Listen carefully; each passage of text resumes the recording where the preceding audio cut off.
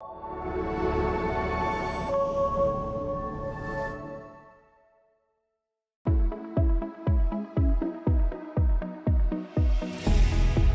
is Beyond Business. Witness the real lives of Cranbrook's female entrepreneurs as they candidly tell their stories, their experiences, and their struggles in raw, revealing conversations.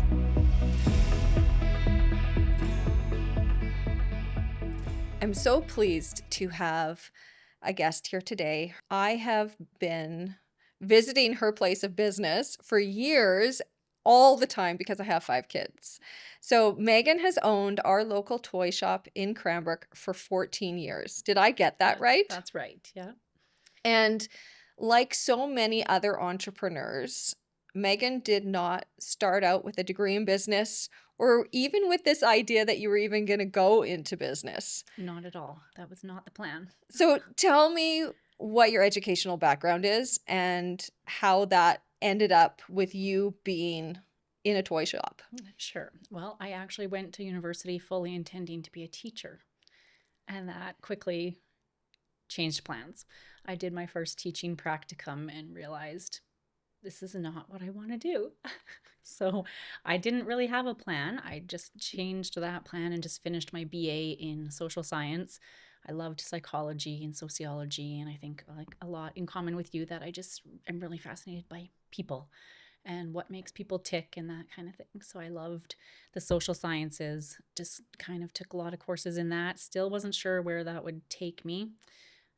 Graduated with my BA, ended up working in the social services field, worked for some of the local organizations, worked in a women's shelter. And then I had my first daughter and decided I wasn't going to go back to that field of work. I just wanted to be more of a stay-at-home mom, didn't want to have to do shift work and that kind of thing. So I still had no plan, no direction, was kind of just winging it and started doing daycare and working part-time at the local toy shop. Well, it's funny that you touch on this piece because I think that's how a lot of women end up being entrepreneurs, is around that timing when life changes, when you decide to have kids. Yeah. It actually is incredible to me how much of a significant change that is. And even when you know it's going to be a significant change, when it happens, there's this feeling of, I want my life to look different because now I have this other person, I have this child, and I want to create the life that I want them to have. Yeah. And I heard this conversation, or I was having a conversation with a friend of mine, and she was talking about how matриence, which is that phase of becoming a mother, is very similar to adolescence in that you become a completely new person, which I think is, I've never thought of it that way. I've always thought, oh yeah, it's just an extension of myself and I'm just continuing on the way that I've always gone. But as I've thought about that, I've realized how many life-altering decisions come out of after having kids. That's very true. Yeah. So there you are, you're at home, you've got this new baby, Yeah. and the career that you had started building isn't fitting anymore. It's not relevant. Or not that it's not relevant, but you're not interested in doing that type of work. Priorities changed. It became a priority for me and my husband that I was more of a stay-at-home parent. We knew those years were short and it didn't make sense to pay for daycare and that sort of thing. So yeah, luckily we were both on board that was the priority, to figure out how to make life work that way. So yeah, I just dabbled in, it was actually probably about 3 years that I just did home childcare and that kind of thing. And my daughter was about 3 when I started working for the original owners of Bumble Tree. I was a frequent customer, so got to know them that way, and they mentioned that they could use some help. So I started working for them very casually, Saturdays here and there. And then eventually they started talking about selling the business, and it kind of planted a little seed, and I started questioning, could I do this? Would this work? And went home and talked to my husband, and he was fully supportive, and he's just like, yep, let's do it. I'm like, what? But like, wait, like, what if this happens? What if this happens? This, how's it going to work? What if it's a disaster? What if it's the wrong move? And he's more just like, whatever, just, yeah, let's do it. And I was like, oh, terrified. Do you find that that's a part of your way of being, that you look at the potential things that could go wrong? Absolutely. I'm a worst case scenario. Well, and Glass half full. But I was saying, like, I'd rather be prepared for the worst and then like pleasantly surprised than like caught off guard by the worst.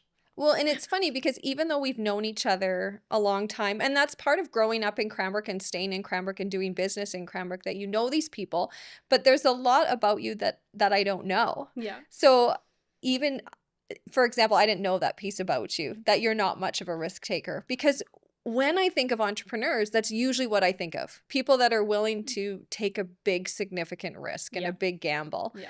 And it doesn't sound like that you fit that mold at all. Not at all.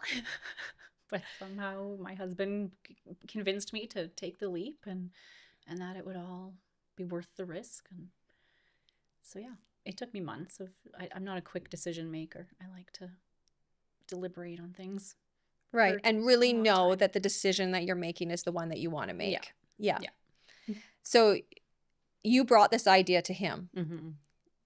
And so what was it about being an entrepreneur that even sparked that idea that maybe you would want to do it, or that you even could do it?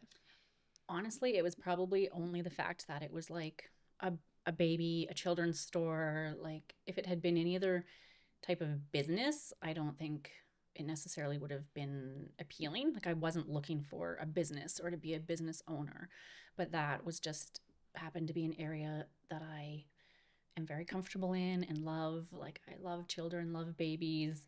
Always knew I was going to be a mom, and it just was more of a comfort in the type of business. So you had a lot of sense of, you could see yourself there. Yes.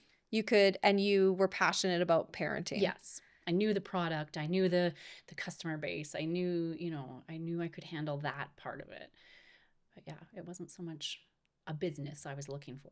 Well, and it sounds like you saw an opportunity in the Bumble Tree that would give you the life that you wanted Yes. to live. Yeah. A place my kids could come to work. They could grow up in there. I could, with the right staff, I could have some flexibility to be a mom when I needed to be a mom. Right. Well, and even the hours of the store somewhat work with family life. Yes. You Yeah. can be home in the morning Yeah. to get kids off to school, Mm-hmm. or right, because the retail starts a little bit later in the morning, and you don't necessarily have to be open on holidays. I mean, obviously Christmas Eve, but you get Christmas off, and there's Yes. some flexibility in how you run Yeah. the store so that you're able to keep that family piece a priority. Yeah. It's been a really nice luxury that I don't take for granted, because I look at how many women have to go, back to work, back to full-time jobs. And I always say, I don't know how women who work a 8 to 5 job do it. Like, that's a hard life. And I never take my luxury for granted, that I get to have a little bit of flexibility, and kids could come to work. If I had a kid homesick, I could call my staff in. Like, it was, yeah. Yeah, a lot of control over what's happening for Yeah. work. Well, and then there's that other piece, that everything that you're thinking about with work is related to the phase that you're in with having new kids. Yes. Right? Having a baby, having school-age children, all of those phases, that's what work is about. Yeah. Yeah. So you get to invest that thing that you're interested in even at work, Yes. not Yeah. just at home. No. And now it's kind of different. My kids have grown up. They're 14 and 18, and it is a little bit different to be now in a baby toy store that my kids have sort of outgrown, but And outgrown for a bit, really. Yeah. Yeah. So how are you, how are you finding that? So you're running a toy store, but you don't really have kids, whereas the entire time you've been in the business, you've had kids that have been. And I was my customer base, mostly moms. I was living, through the same stages with them. But I find I haven't noticed a big difference or impact on the business. I feel like, I kind of have a little bit more expertise to offer now, right? Oh. Rather than just kind of figuring it out with the moms. So we're all trying to figure out how to help our teething babies, or how to get our babies to sleep through the night. I kind of have that, well, I've been there, done that, and it's a little bit of an expertise I can bring. That's a beautiful way to look at it. I never thought of that piece. Yeah. That because when I think back to being a new mom, like, right? Yeah. You're so raw, you're so vulnerable, and it you don't know what you're doing. Yeah. And and I think that having other people to tell you that you're okay or you're doing good or even just to ask you questions, Yeah. right? Like coming into the store like, "Oh, how old's your baby? How are you doing?" And like, that's a wonderful way to approach it and to recognize that you have something to offer them. Yeah. That Yeah. I don't think it will end now that, my kids have grown. I don't think that that has to be the end of feeling like the business is a good fit. yeah. Yeah. Well, and that speaks to how you feel about parenting and how you feel about that role too. Mm-hmm. Because as you said before, you knew you always wanted to be a mom. So you have a lot of esteem for women in that role. Yeah. And you have a lot of, it seems like you place a lot of value into parenting and Yes. raising. So there's a lot of value alignment Yeah. between you and the work that you're Yeah. doing. Which is what has been a good fit, I think, right? Like I say, I wasn't looking for a business, but because it was that business, it fit. Well, and some people when they enter into business, they think about I'm growing wealth, I'm building wealth, and other people approach businesses, I'm creating a job for myself Mm-hmm. so that I can work and have the life that I Yeah. want. But it's not so much about wealth and growth and having a huge organization. It's about employing myself. Yes. That's definitely what it was for us. Yeah, Yeah. you were giving yourself job security Yeah. in a job that offered you the flexibility that you wanted Yes. so that you could Exactly. be there for the girls. Yeah. Yeah. And enjoy what I was doing while I was doing it. Yeah. So don't really have any experience other than being a mom. Nope. Find yourself after talking about it, thinking about it, that you're going for it. Mm-hmm. So talk to me about that transition because that's a big deal for somebody that doesn't want to take risks. Yeah. It all happened pretty fast and pretty quickly. I mean, once we committed and made the decision, then it really just seemed like it just happened. And then one day I was just running the business myself. And it was definitely scary and had to learn a lot of things just quickly and on the fly. When I took the business over, it was a new business and it was very like bare bones. They did handwritten receipts. There was no like point of sale system, no Right. tracking. So we had to kind of figure out how we were going to go forward with that, research, what was going to work for us, what we wanted, and then do all of that, which was new and challenging for me to figure out. Oh my God, this store is full of stock and product, and now we're like computerizing it all and, improving and advancing on the technologies and what we could offer our customers. So it was a huge learning curve. No kidding. I've been shopping at the Bumble Tree since it opened. Since the handwritten receipts. Since the handwritten receipts. And I didn't even realize that you were a part of that transition. Like, of Yeah. course, but I mean, time is so funny. But when Yes. you think about you've owned this business for 14 years, you've gone through a lot of changes. Yeah. From literally going from handwritten receipts to like fully computerized online, full online, e-commerce website, all like, yeah, all the way. And I didn't know how to do any of that. That was all figured out on the fly. So how do you do that? Because not everybody has had that experience of being an entrepreneur. And I think that that's one of the things that I really want people to hear is that there are a lot of women who have figured out Mhm. how to do business, even when they haven't had any experience or they haven't had any education and they've just found themselves Yeah. in this business with whatever priorities or values they're bringing to it. So how did you figure it out, Megan? Because Well, the length of time that you have been in business speaks to the success that you've had. mhm. You have weathered things. You've made it through COVID. You've made it through the change from paper to being online. So Mhm. how did you figure it out? How did you do it? Well, for me, I think I'm a researcher. So like I will Mm. spend hours researching and learning and figuring it out. And you can talk to other people, right? Ask other people. We've got a super supportive business community in Cranbrook. So you can ask other businesses, what are you using? How did you do this? They're very helpful, I find, willing to share their information, and mostly just research, like self-taught, figure it out. Well, it's interesting that you bring that piece up about Cranbrook and the business community, because I definitely feel that, Yeah. even though a lot of the business that we do isn't necessarily in Cranbrook, but it seems like the business community is really thriving, and there's a lot of emphasis around supporting each other. It's huge. And I don't know if it's like that in other communities or not, but that is something really unique about Cranbrook. I think that, the businesses are not competitive with each other. We're very supportive of each other.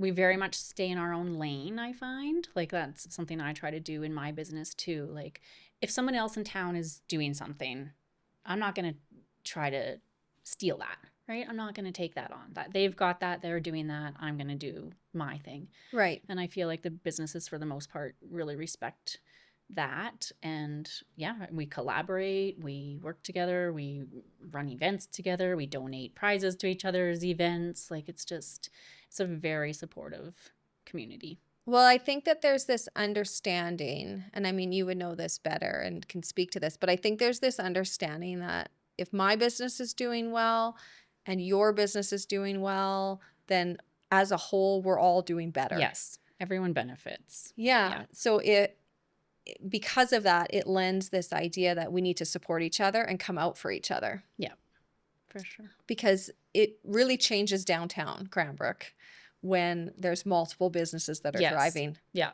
Right? There's reason to go downtown. Yes. Yeah. There's power in numbers. Yeah. So basically, you just figured it out by being a researcher. Yeah. and asking for help when you need help. If it's beyond you, you find someone who knows.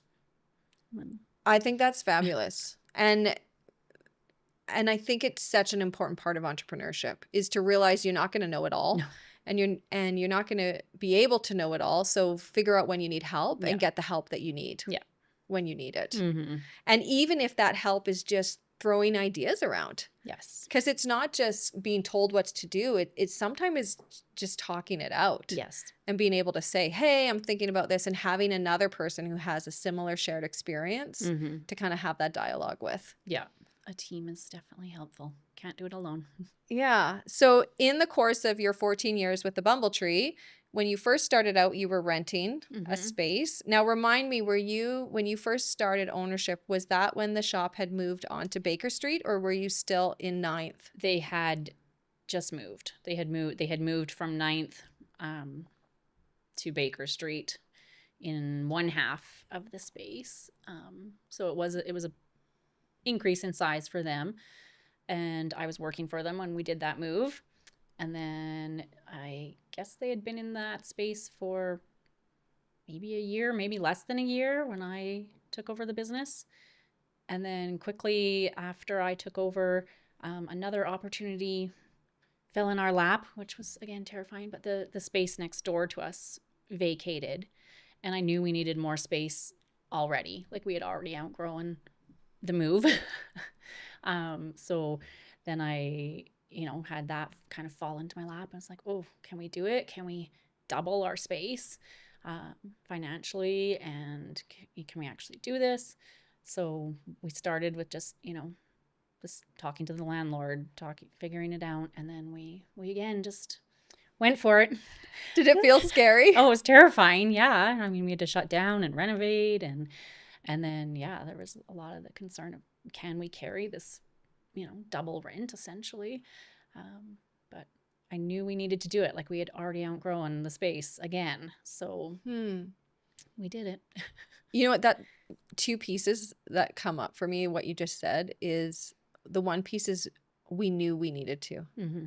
Like, there's something to be said for that intuitive knowing in business that my gut is leading me this way. Like, this so opportunity is here. It's too good to pass up. We'll regret it if we don't. Yeah. And all the second piece that I want to go back to is there was still fear there. Yes. I think there always will be. Well, it's funny because not everybody realizes that everybody feels some type of fear Yeah. at some different level. Like I think a lot of times people look at entrepreneurs and think, oh, they weren't scared. They knew what to do. They just went out and did it. And it's like, yeah, they went out and did it in the face of fear. Yes. Or in the Yeah. face of they had no idea. Yeah. Whether, and huge financial risk a lot of the time. yeah. Yeah. Because I think sometimes the fear maybe isn't as present. I think that depends a bit on the personality, but that sense of not knowing how this is going to roll out. Are you going to lose it all? Yeah. Because that's the reality when you're in business for yourself. You could lose it all. That's worst case scenario. Yeah. That is the worst case scenario, which I think we all are trying to avoid at all times. But that is there. And I mean, I know for myself as an entrepreneur, I don't even think about that. I can't think about it because I've got work to do. Yeah. But I think that is an incredible piece to point out because people that aren't entrepreneurs, I don't think they necessarily know that there is fear related to the decisions that we and have we're to not make. showing that part of our business, right? We're faking it till we make it, and we're not showing or sharing that part of our business. That's right. Well, and for you especially. Yes. Because you keep your life very separate from work. I do. So talk to me a little bit about that decision to do that. I don't think it was a decision as much as it's just who I am. I'm incredibly private and I prefer to be invisible. And but that has been a real challenge because I sometimes feel like I'm holding the business back. If I was more of a personality behind the business, if I did share more of myself, it gives the business more of a personal identity. Right? Like Bumble Tree is just Bumble Tree. I don't think Bumble Tree is Megan because Megan doesn't share herself. Right. And the Bumble Tree is all about giving. Yeah. Right? People come in to buy gifts. Yeah. Whether they're treating themselves or treating their grandkid or their friend or. Yeah. Yeah. So it's really separate for you. Yes. Yeah. It's something that you go out of your house to do. Mm-hmm. And I would think that the time that we live in now would create a lot of pressure. More pressure than it did probably when you started out 14 years ago. Yes. That's another massive change we've seen is the whole social media. And yes, I do joke about like, you're not going to see me dancing in a reel. It's not going to happen. Yeah. So again, like, am I holding the business back because I can't do that? But I have accepted that. And I know that the price, like the cost to me would be too great to force myself to do that. So maybe someday I have dreams. I'm like, oh, you know what? I should just hire some young teenager who wants to do that. So maybe someday I'll be able to hire somebody to do that for the business. But I've accepted that it's not going to be me. And I'm okay with that. I still worry about it and stress about it and think, you know, could the business be more if I was a different type of person? But the cost to me would be too great. Well, and that's a pretty tricky line to follow. Like that piece of like running down that thought or that road that am I holding the business back? Because even though there's a lot of separation between you and your business, it's still your business. Yeah. And it is the way it is because of how you do business. So entertaining that idea, if I was someone different, would my business be better? It doesn't make any sense because it's not who you are. Yeah. Yeah. And somehow we've managed 14 years without me having to do those things. Yeah. So maybe, yeah. But I would think as a person that does potentially consider all these things, it could probably build up some concern. Yeah. Yeah, for like, sure. Am I working myself out of the business? Yes. Are we going to be able to keep up with how quickly the social media demands are changing? I mean, just in the last 5 years, right? I mean, I remember having to learn how to use Instagram. Like, it was all new. And yeah, trying to keep up is definitely a challenge. Yeah. Well, and it puts pressure, but I think probably some of the assurance comes from, but I've been in business for 14 years and I've weathered some things. Yeah. And I've weathered some changes and I'm still relevant. Yes. And I think that there's a piece like what you were saying earlier about how you feel about parenting and how you feel about kids. Mm-hmm. Like that passion hasn't changed. No. Yeah. So you're choosing items in your store that you know are going to mean something to Yes. to young parents or to grandparents to share with their grandchild. And Yeah. but that I think that how do you silence that voice that says you probably need to be doing something different, or why aren't you doing this? Well, exactly that. Reminding myself, okay, but we're still here. I still have people coming in the door, even though I'm not dancing in reels. There's still people coming in the door. So it's okay. It's okay, you know. And then I do look at other businesses and they're not all doing that. Like, yeah, if you fall into that comparison of the ones that are amazing at that, then you can be hard on yourself. But I do remind myself that there's lots of successful businesses that are the same way. Yeah.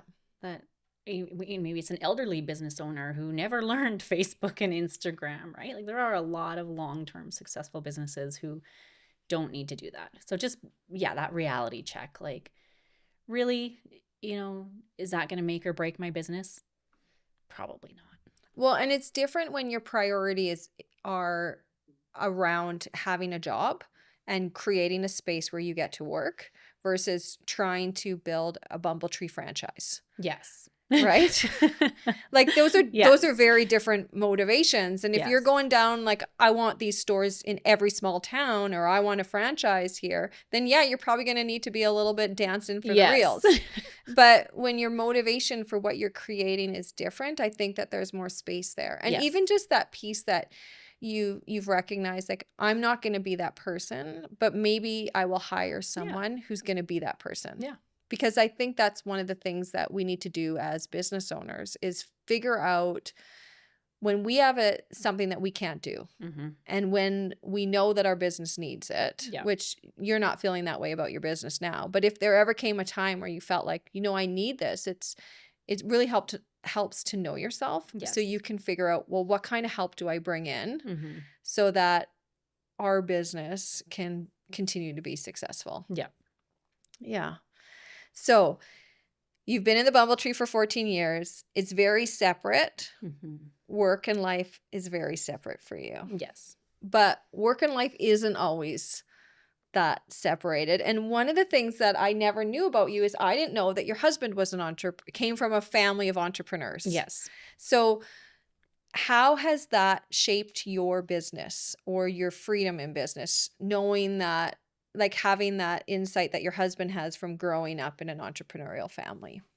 And I guess the reason why I'm asking this, Megan, is what I've been amazed at in doing these interviews is how many people who are entrepreneurs are connected to other entrepreneurs through familial relationships. Well, I think one of the key is like when you've grown up in that or when you've seen it, you know the commitment it takes, you know how hard of work it is. Like my husband's parents are incredibly hard workers. They've always worked, above and beyond, built something out of nothing. So I think when you see that you have that work ethic and that drive and you know what it's going to take and you're just prepared to do it. Right. So him growing up in that, has that provided you with support or steadiness in your business? Like how does home life impact the Bumble Tree, I guess is what I'm asking. Well, again, at very different stages of life, things have been different. I think sometimes I do too well of a job also separating it at home. It's kind of like a running joke in my family that I don't have a job. Like sometimes my kids are like, "Did you work today?" I'm like, "Yeah, I go to work every day." Like I think I've done too good of a job of separating that.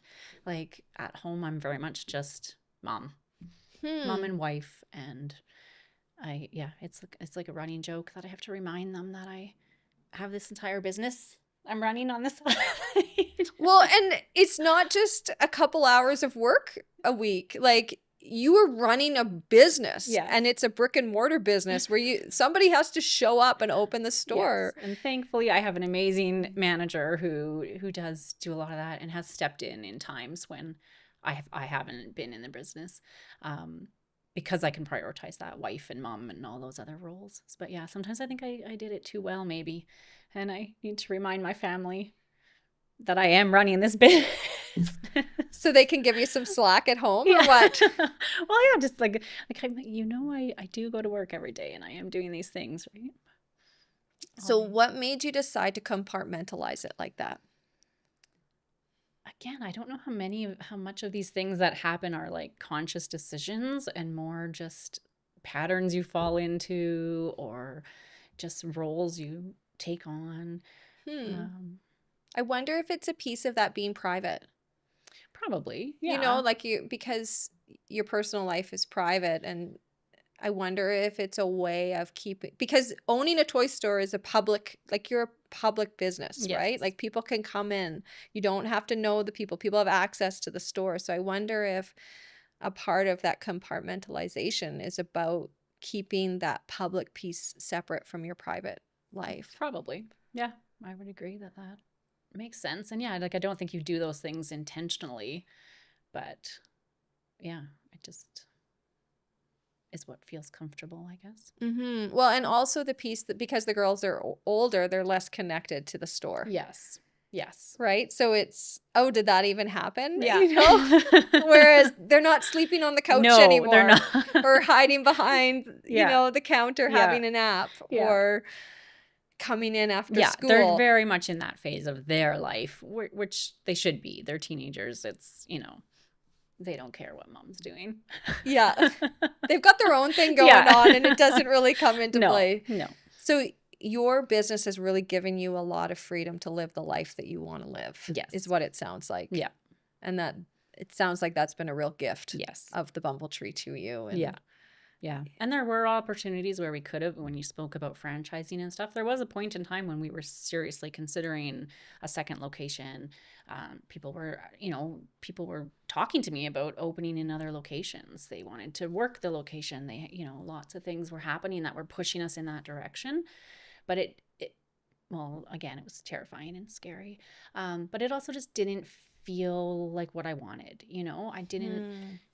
And again, like holding the business back. But now, in hindsight, I am so glad we never did that because, I mean, who predicted COVID? Who predicted the economic downturn? Like, that would have been a disastrous decision if we had gone along with that. Like, I'm quite content with just keeping the business as a manageable size. I'm so glad that you brought that up because I think part of the pressure and part of what can come up for entrepreneurs is that we always need to grow More. Yeah. Yeah. Well, and I think that's not just entrepreneurs. I think that's a part of our society right now is life more. in What general. can I do? What can I do? Yeah. More money, more growth, just more. Yeah. And I think it's incredible that you said no Mhm. because that recipe of the fear was there. Well, the fear was there regardless of what you were doing. Yes. Right? So Yeah. so you can't use that as a marker of do I make the decision or not? Yeah. And the way you made that decision was that gut piece. Yeah. Like this isn't a fit. Yeah. Whereas expanding and doubling your store size was a fit. Yes. Yeah. So I think that is amazing that you were able to make that decision because I'm sure you had people telling you that you should do it. Yeah.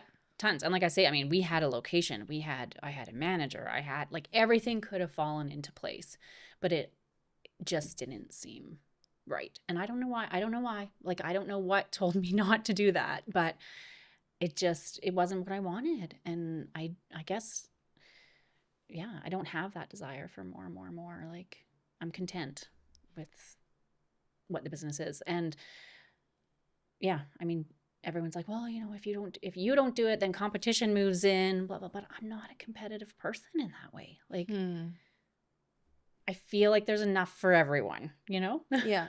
I don't want to be in every city in the Kootenays or Canada or whatever. I mean, even with our website, we're focusing on servicing our local customers. I'm not trying to be a huge e-commerce.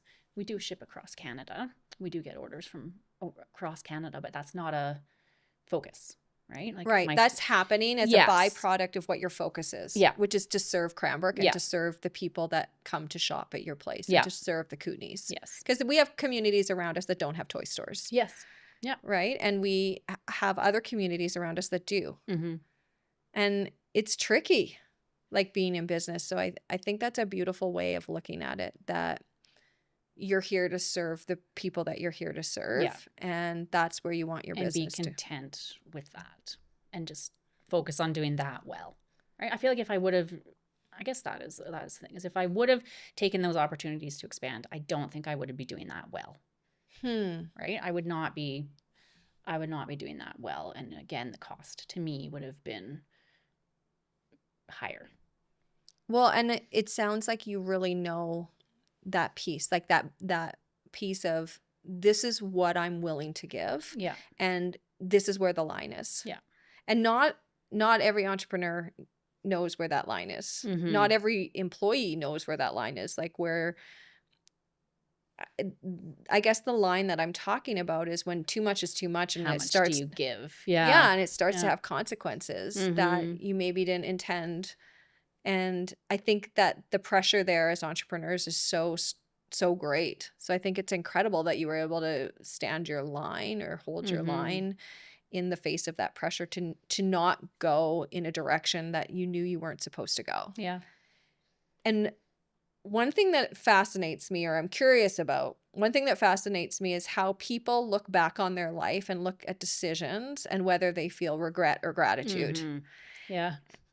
And that is a moment where, because we don't know the outcome, we don't know what the outcome would have been had you done that expansion. Like, we Yeah. can assume it maybe would have gotten really bad because of COVID Mhm.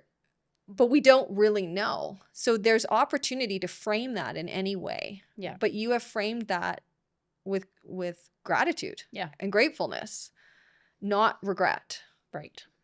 which Yeah. is huge. Yeah. I'm at peace with that decision. For Yeah. Sure.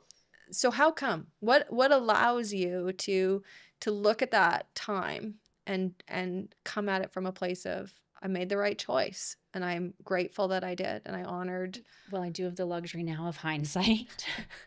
So that's a huge thing. But yeah, I don't know. I mean, at the time, I don't know what. I never really explored that very deep. Like, it was just a no for me. Like, it wasn't something I really had to debate too long. Like I say, like, everything was there. The pieces were all there. It should have been an easy yes, but it just never really was. Well, and that's what stands out to me about it, is Yeah. that it should have been an easy yes, but it was such an obvious no. Yeah. And that's how people do business. I guess so. Yeah. They make decisions. Yeah. Because ultimately, when you're an entrepreneur, you have to make decisions. At the end of the day, you have to make the choice for your business, and then you have to live with that choice, Yeah. regardless of whether you like how it's rolling out or not. So I think that's incredible that you knew what to decide for you and for your family and for the life that you were wanting to create. Mm-hmm. And I think that's the piece that's really standing out to me in having all of these conversations with women, is how they view business from their perspective of living their life. Like, Mhm. there's so much emphasis on wanting their life to be right rather than wanting their business to be right. Yeah. So the business becomes right when the life is right. When it's balanced. Yeah. Yeah. There has to be that balance. Yeah. And for you, that's a lot of separation, Mm-hmm. Yeah. which is amazing that you know that about yourself. Yeah. I have to tell you this. So I've noticed, because I've been going to the store. Mhm. I've been going to the store ever since my 16-year-old was, when I was pregnant, Yeah. right? Yeah. And so I knew the first two owners, which were also women entrepreneurs. Yes. And I knew when you took over the store. And I've noticed as of lately that you've totally changed your body composition. And I asked you about it, and I'm wondering if you'd be willing to share some of that. But first, I want to preface this by telling you I have been thinking about you since you told me how you're going about this because Oh. I am so inspired. And you were the voice in my head yesterday when I decided to work Did out. you do a workout? I did. And you were the voice that I was hearing. And I just want, like, I guess I was so inspired. So I'm wondering if you would share that Sure. that piece. That's What hilarious, because I mean that's a funny twist that no one that knows me would ever see coming, that Megan becomes fitness influencer. I was I've always been very unathletic. I trip when I walk. I am not coordinated. I never played sports. I've struggled with my weight my entire adult life, especially post child, having kids and that Yeah. kind of thing. But after some life changes, I just decided it was time. Had to take care of me. Yeah. Well, and what you said to me, which just really blew me away, you said that I'm not going to let more than, is it one day go 2 by? days. Not more than 2 days. You're allowed 2 days. Not let more than 2 days go by. And you're doing it on your own in your basement with YouTube. Yeah. Like, can I just say that I absolutely love that? Because I have a pretty decent home gym. Yeah. And I am one of those people that I feel like I need the accountability to actually get going and actually do stuff. And when you said that to me, that you just go down to your basement and do like a 30-minute YouTube video and that it's totally changed your body composition, like I was dumbfounded when you told me that. And I felt so encouraged because in my head, I'm like, Megan can do it. I can do it. Saw this quote. It was like, we would all die for our kids, but would we live for our kids? And that's really like what kicked in. I was like, holy cow. Like, yeah, right? We're all willing to die for our kids, but are we willing to do the hard things to live for our kids and to set a good example? And like, yeah, losing both my parents young, I was like, no. I'm not going to do that. Yeah. I'm going to rewrite the way that we are in our family so that I'm here when hopefully I'm here for the long. My goal is 80. I think that is an awesome goal. That's the minimum goal, right? And that's why like I'm training for my old age. When if you hit 40 and then you're like, oh, it's it's kind of only harder from here. Yeah. Well, especially for women with perimenopause. Yeah.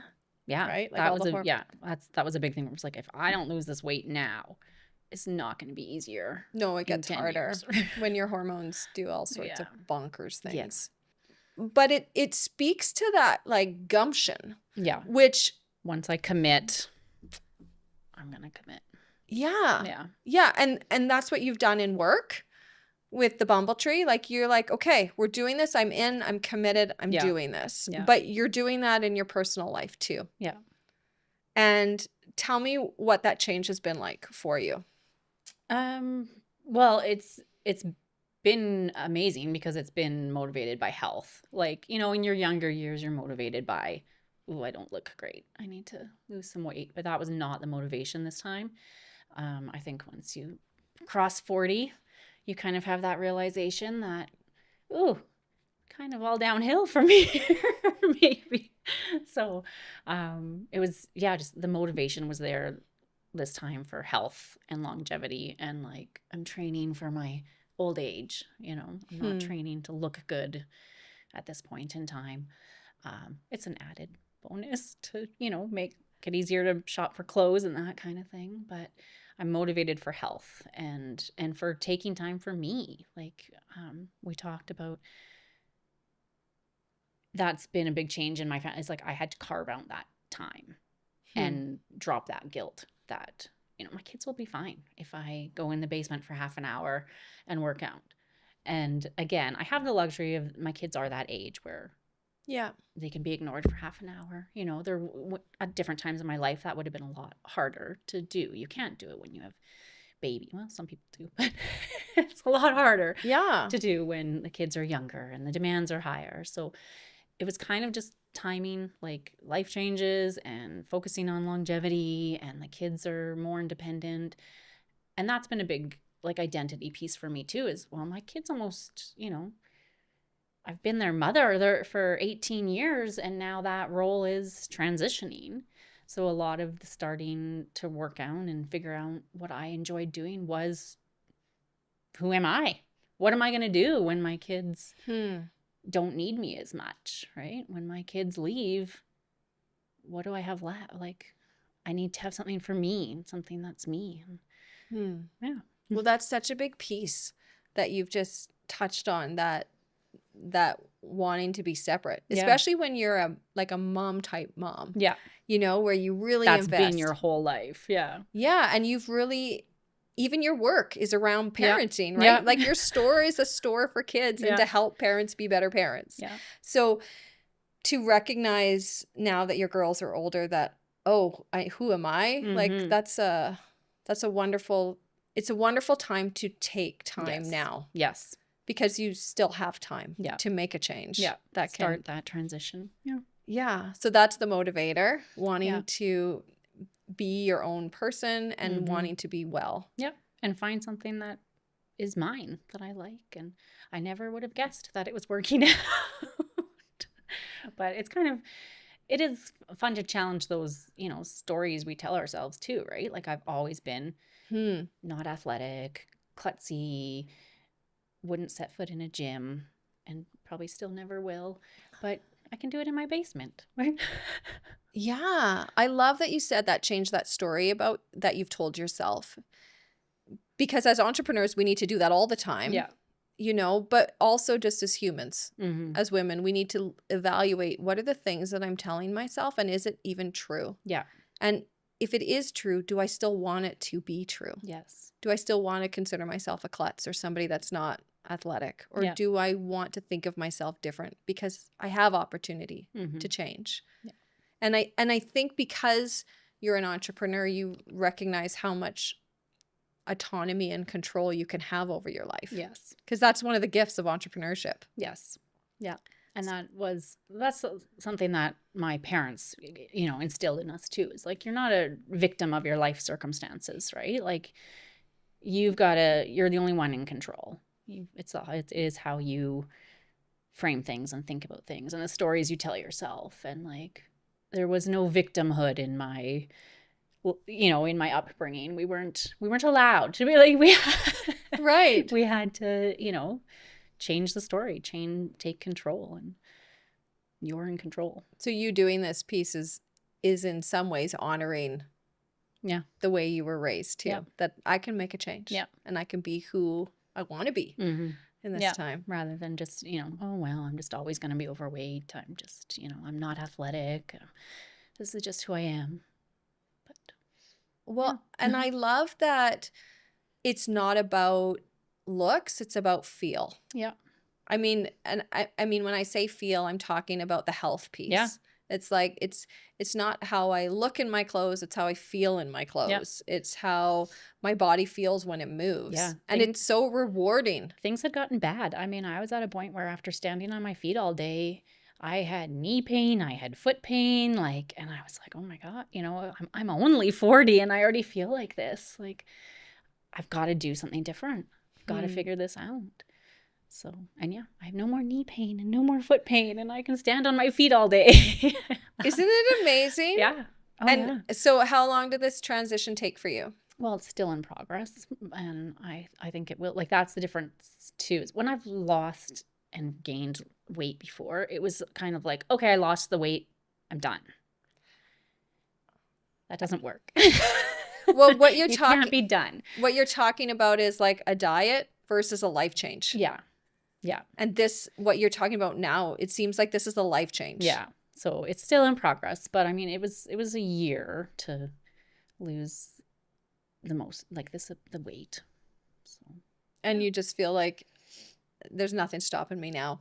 It's kind of neat. It's kind of cool. I'm kind of like, yeah, inspired to see where can I take this. Like, see little muscles popping up where there was never, and it's kind of fun, and I'm kind of inspired to see where I can take it. Well, and you're finding a part of yourself, maybe that you never looked at before, or never gave yourself room to be, which is beautiful. We're still in progress. I'm not done yet, but We'll see. Yeah. Yeah. Well, I think that's such a beautiful way to look at where you are right now. Like Mm-hmm. I found something new and I'm going in this direction, and I'm going to explore more of this, and I'm here to stay. Yeah. I'm here to stay like this, in Yeah. a person that's health conscious Yes. or active minded, Yeah. or however you're phrasing it. Yeah. Well, and I'm sure for your girls it's inspiring. Yeah. I hope so. I mean, I hope some of the healthiness rubs off on the family, you know, the healthier eating and increasing movement is, you know, the bare bones basics. But I also want them to see me carving out that time for myself and taking time for myself and not just giving, being selfless like a lot of mothers are. And that is what we model for our, especially daughters, right? They might be mothers someday. And I kind of want to break that a little bit, that you can still be a good mother and take time for yourself and prioritize your needs and wants. And I think that's a change, because I wasn't doing that when they were young. Like, I wasn't doing that. That didn't happen. And so I think that's been what I hope they'll take away from it, is that I can still be a good mom and have my own thing. Well, and I would take that a step further after listening to you, that and I would add, and I can be a good entrepreneur Yeah. even when I have really concrete boundaries between my personal life and my professional life. I will have to remember that. Because that's something that most Yeah. entrepreneurs don't feel. Yeah. Like most of them feel like it is so, that their business is so a part of their life that their boundaries are more blurred. Not that, and they're very conscientious about when they're spending time with their family or their partner, but it's definitely not the same way that you approach business. No. You know, like you've been really firm on when business ends. Mm-hmm. And I love that you have an ongoing joke in your family. Does mom even work? Yeah, I know. I know. One of my daughters actually made a comment one day about how I was living my dream of being a stay-at-home mom, and you do realize I'm not a stay-at-home mom, right? Like, it was kind of, but I think she just said it so like offhand and kind of joking. I was like, but what do you actually think I do all day? Well, it speaks to how committed you were to being a mom when you were home. That's what they saw. They Yeah. just saw they just saw mom being present in their life, and because of my job and career and business, I have been able to drop things, and I could be the mom that was there when they needed a ride and they need this and they need this. I was there for that, and I could be there for that. So that's what they've seen. And they, I think, sometimes forget that you have this whole there's a whole nother piece happening. This whole successful company Yeah. that takes a lot of energy and effort to maintain. Yeah. Well, and what stands out to me is how you've approached business in such a determined way. Mm-hmm. You know, you've been very sure of what you've wanted and when to make change and when not to. You know, I'm thinking about the expansion to doubling the store size, and the not to expand, and also to buy your own building, which we haven't talked about, but I know you've done, because I watched Bumble Tree move around. Move again, into your own space, and what that's given you. But there's this pattern of determination and this strength in knowing that you're making the right choice for yourself and for the Bumble Tree. Mm-hmm. Which doesn't always come easy. Like it does come with sometimes months of deliberation. Like, and again, deciding to buy our building. But again, it's like these opportunities present, and whether you're ready or not, you have to like decide, right? Did I want to make that decision right then and there? No, but that opportunity is only going to be there for so long. So again, we just did it. And always, I've always got my husband's full support. He's always the one saying, yeah, do it, whatever, do whatever you want, do it. And I'm like, whoa, like, but I need to talk to you about this for like a few months. Right. So again, we just did it. And again, I think that was a decision that got us through the last 5 years of like, I mean, I don't think we could have survived paying the rent we were paying and that kind of thing. And also owning the business is hopefully The going to pay building. off. Yeah, the building will pay off in the end. Like that's the goal, is that, I don't take home a large salary from the business. So my husband actually works 2 jobs, and I mean, he's the main breadwinner for our family. Right. So I'm hoping that, owning that building will be something I can contribute down the road. So that's a part of your strategic development for the long game Yeah. in terms of your business Yeah. and what you're giving to your family. And Yeah. yeah. Well, and what you just said about how like the salary that you draw from the business and how that looks and shapes, you're speaking to again that piece about that you created a job for yourself, Yeah. that you, because when you do that, I think it's easier to have those boundaries of Yes. this is when the day ends and this is what I'm investing in it, versus when your motivation is much more around building wealth and growing and more, you have to give more and more of your time. Which if that's what the business needed to be for my family, then yeah, I would be needing to do all of that. But luckily, the business has been, enough to allow me to take a small salary, and priority for our family, it's that balance, right? Like we were both on board that I needed to be available, and it's what works for us. And that's the payoff is, I could have a different job where I'd be making a lot more money. I could be using that university degree right? If I had a different job, I could certainly be contributing financially more for my family, but I wouldn't be present. Yeah. I wouldn't be. And that's what matters most for you. And it sounds like it always has. Yes. That family piece matters most. Yeah. And your entrepreneurship has been something that's fostered and enabled you to do what you want to do most, which is to care for your family. Yeah. And it is actually amazing how it's all tied together. And you're making me realize some things. I'm like, right. Some things I never thought of, or ways to reframe things, like, just how much that all does align. The business aligns with who I am and me. And when I doubt myself and talk myself out of it, I'll remember what you said. When you talk yourself out of what? Like, am I cut out for this? Am I the person that should be doing this? Am I doing my business enough, right? Like all of that. You're touching on an insecurity that I think a lot of people feel in work. Yeah. And I think a lot of entrepreneurs feel. How come you didn't know that the way you were doing business was okay? Because evidence, the last 14 years has shown us that the way you've done business is not only just okay, but it's actually really good. Because what you wanted was to be there for your kids, and your kids joke about how you don't work. Yeah. I might have done that too well. You did that really well. You did business really well. But there's this part of you that thinks that maybe you didn't. So where did that come from?